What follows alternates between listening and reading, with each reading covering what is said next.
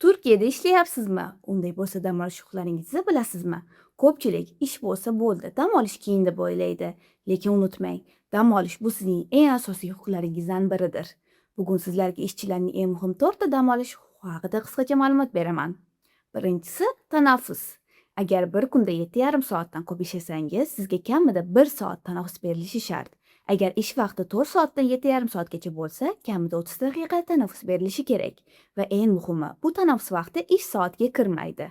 Ya'ni ishchi bu vaqt davomida bemalol ovqatlanishi va dam olishi mumkin. Ikkinchisi, haftalik dam olish. Har bir ishchi haftasiga kamida 24 soat uzluksiz dam olishi kerak.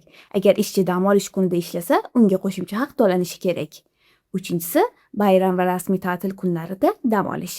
Rasmiy bayramlarda ishchi ishlamasa ham oyligi to'liq beriladi. Agar o'sha kunlarda ishlash so'rasa, qo'shimcha haq, ya'ni 2 barobar ish haqqi to'lanishi kerak. Va unutmang, qo'shimcha ish uchun avvalo ishchining roziligi olinishi shartdir. To'rtinchisi, yillik ta'til.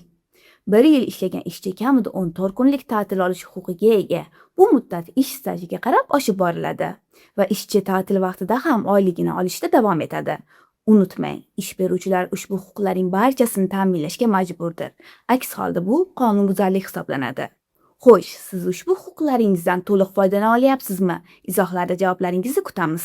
Turkiyadagi huquqiy mavzularda yanada foydali ma'lumot olish uchun Vatandosh Turkiya kanalini kuzatib boring.